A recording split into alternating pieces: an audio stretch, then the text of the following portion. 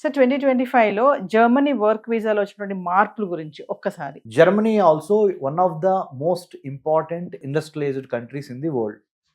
Engineering అంటే Germany, Germany అంటే engineering, అంటే అంత బ్రాండ్ మీద ఉంది జర్మనీ. కాకపోతే ఒకే ఒక్క ప్రాబ్లం ఏంటంటే అమెరికాకే ఎక్కువ వెళ్తారు మన వాళ్ళు, జర్మనీకి ఎందుకు వెళ్ళరో తెలుసా madam? The language is very difficult, the climate is very harsh. అంటే అక్కడ విపరీతమైన శీతాకాలం, చలికాలం ఎక్కువ ఉంటుంది. మనం ఇప్పుడు వాటర్ తాగుతున్నాం కదా మేడం, వాళ్ళు రోజు బీర్ తాగుతూ ఉంటారు. సో మన హైదరాబాద్ కుర్రోళ్ళకి అబ్బాయిలకి కానీ, మరి అమ్మాయిలు ఏమో నాకు తెలియదు కానీ అబ్బాయిలకి అయితే బీర్ చాలా ఇష్టం కదా. జర్మనీ వెళ్ళగానే ఫస్ట్ అట్రాక్షన్ ఏంటి? వాటర్ బదులు బీర్ ఎక్కువ తాగుతూ ఉంటారు వాళ్ళు. What I'm trying to say is Germany is definitely ఒక గొప్ప ఇంజనీరింగ్ మార్వెల్ కంట్రీ. ఇంజనీరింగ్ అంటే జర్మనీ.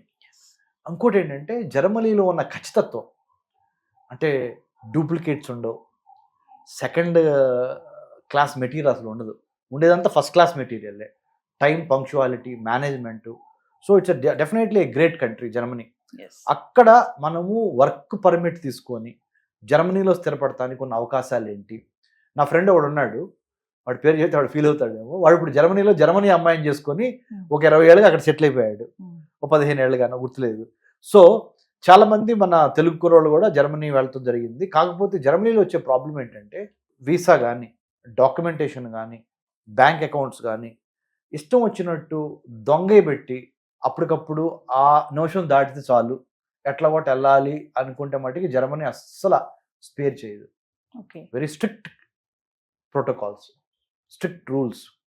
ఒక్కసారి కనుక మోసం చేశారని తెలిస్తే మళ్ళీ మీకు జీవితంలో వీసా రాదు మళ్ళీ జర్మనీ వెళ్తానికి, జీవితంలోనే. So you have to be very careful. And German education is also fine, but you have to prepare your self to learn German language. మొత్తం ఇంగ్లీష్తోనే అక్కడ అవుద్ది అంటే అవదు. అమెరికాని ఎక్కువ ఎందుకు ప్రిఫర్ చేస్తామంటే మనము ఎక్కువ మన తెలుగు వాళ్ళు ఉంటాము, మన ఇండియన్స్ ఉంటాము. English as a common language or a popular language.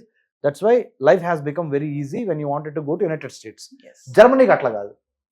German నేర్చుకోవటం అనేది కంపల్సరీ. అంటే అంత ఇంగ్లీష్ ఉన్నా కానీ అక్కడ ఇంగ్లీష్లో మాట్లాడరు వాళ్ళు, జర్మన్ లాంగ్వేజ్ నేర్చుకోవాలి.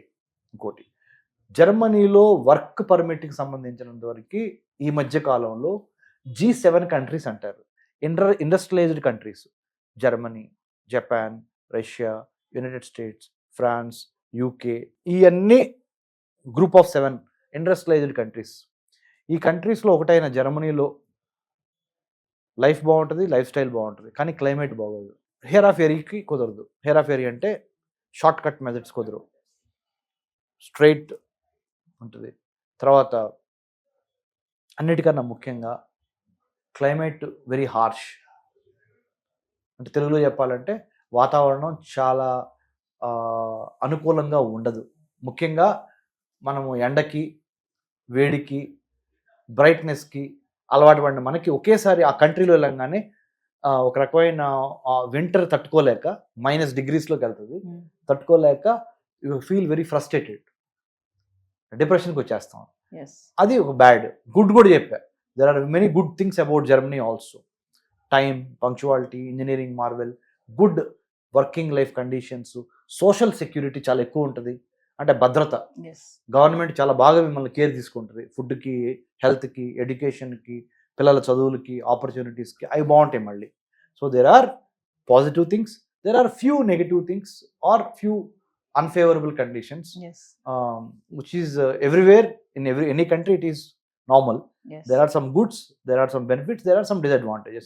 You have to prepare well in that scenario. So ఈ మధ్య కాలంలో జర్మనీ ఏం చేసిందంటే యూరోపియన్ యూనియన్లో కూడా అది ఒక ఇంపార్టెంట్ పార్ట్నర్ కాబట్టి EU కంట్రీస్ అంటారు, యూరోపియన్ యూనియన్ కంట్రీస్. ఒక 27 కంట్రీస్ వరకు ఉన్నాయి. అందులో ఒక important country, leader with very good strong economy, strong people. Germans are also very strong, physical built కానీ, ఫినాన్షియల్లీ కానీ Germany is also very strong. So అలాంటి కంట్రీస్లో వెళ్తానికి many opportunities are opening up, but no short cut, no duplication, no fabricated papers. It has to be real, original, authentic. అలాంటివి ఉంటేనే అలా attempt చేయండి. So coming to అమెరికాలో J1 visa, J1 వీసాతో ఉన్నటువంటి jobs ఏముంటాయి సార్, ఆపర్చునిటీస్ ఎలా ఉంటాయి? Okay, అమెరికాలో J1 వీసాల గురించి మీరు అడిగారు.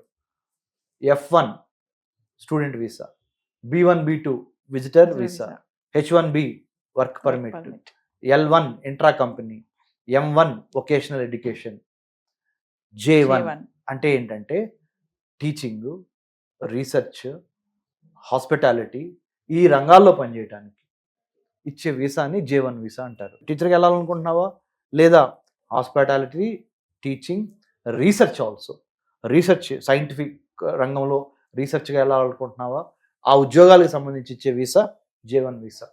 వీటిల్లో కూడా మళ్ళీ ఎన్నో రకాల సబ్సెట్స్ ఉన్నాయి.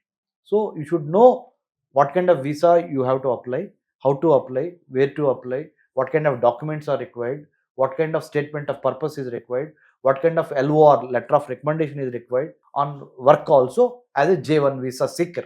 J1 వీసా రావడానికి ఏమన్నా ప్రాసెస్ ఉంటుందా సార్, టైం పడుతుందా, ఎలిజిబిలిటీ అన్ని ఏమన్నా? అదేనండి, ఇప్పుడు అమెరికాలో ఉన్న రిక్వైర్మెంట్ బట్టి madam, life is all about two things madam, demand and supply. Demand ఉందా, ఆ డిమాండ్కి అనుగుణంగా సప్లై ఉందా. అమెరికాలో లెహరాయి అంటే చూడండి మేడం, ఇలా ఒక్కొక్కసారి డిమాండ్ ఎక్కువ ఉంటుంది, ఒక్కోసారి సప్లై, ఒక్కోసారి డిమాండ్, ఒక్కోసారి సప్లై, డిమాండ్కి తగ్గ సప్లై ఉండదు.